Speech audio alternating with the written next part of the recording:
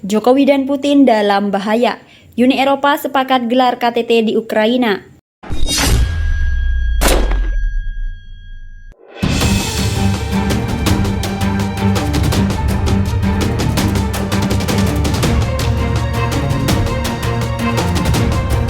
Februari, 2 bulan ke depan Ukraina dan Uni Eropa akan mengadakan pertemuan tingkat tinggi di Kiev. Kantor Kepresidenan Ukraina mengatakan, pertemuan itu bertujuan untuk membahas dukungan keuangan dan juga militer, hingga masalah energi industri. Presiden UKG membahas rincian pertemuan tingkat tinggi dengan Presiden Komisi Eropa dalam panggilan telepon pertamanya tahun ini. Kendati Ukraina sudah mengumumkan KTT bahkan berlangsung di Kiev, Uni Eropa belum secara resmi mengkonfirmasinya. Selain soal KTT, dalam percakapan via teleponnya, Zelensky dan von der Leyen turut membahas tentang pasokan bahan mentah di Uni Eropa. Pada saat ini, Eropa masih bersengketa dengan Indonesia soal nikel dan ada kemungkinan Indonesia akan diundang dalam hal ini. Namun jika Indonesia diundang, ini merupakan hal buruk bagi Presiden Jokowi, di mana Ukraina saat ini sedang berseteru militer dengan Rusia.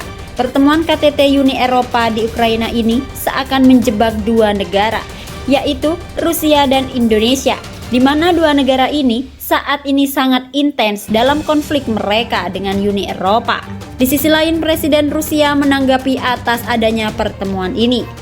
Kami siap bernegosiasi dengan semua orang yang terlibat tentang solusi yang dapat diterima. Tapi itu terserah mereka, bukan kami yang menolak negosiasi. Mereka yang menolak, kata Putin dalam sebuah wawancara dengan televisi pemerintah Rusia.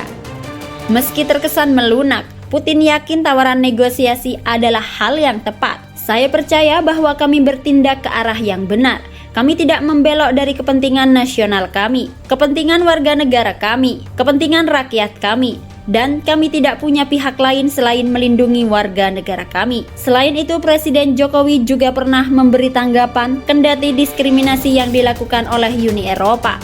Presiden Jokowi tidak akan gentar dengan keputusan yang diambil oleh Uni Eropa. Indonesia akan tetap mempertahankan kedaulatan dan hak negara Indonesia untuk bisa menjadi negara maju.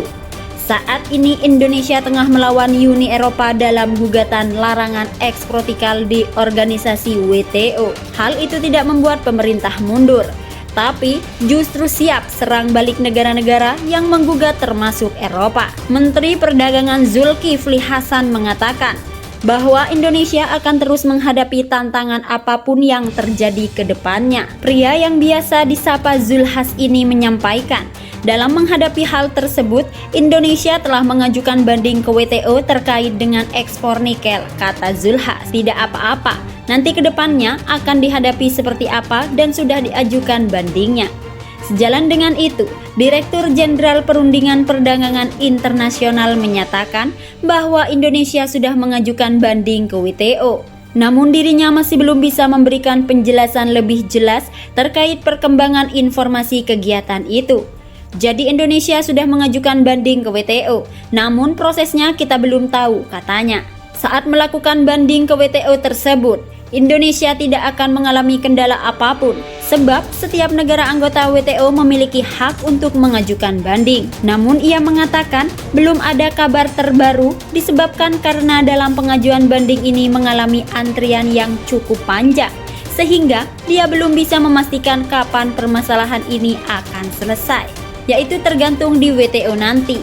Jadi jika ada yang bertanya soal waktu, hanya Tuhan saja yang tahu.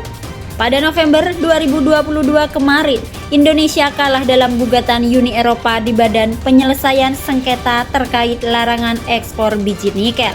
Sejak 2020, setidaknya ada beberapa peraturan perundang-undangan yang dinilai melanggar ketentuan WTO. Pertama, Undang-Undang Nomor 4 Tahun 2009 tentang Undang-Undang Minerba. Kedua, Peraturan Menteri ESDM Nomor 11 Tahun 2009 tentang perubahan kedua atas Peraturan Menteri Energi dan Sumber Daya Mineral Nomor 25 Tahun 2018 tentang perusahaan pertambangan mineral dan batu bara.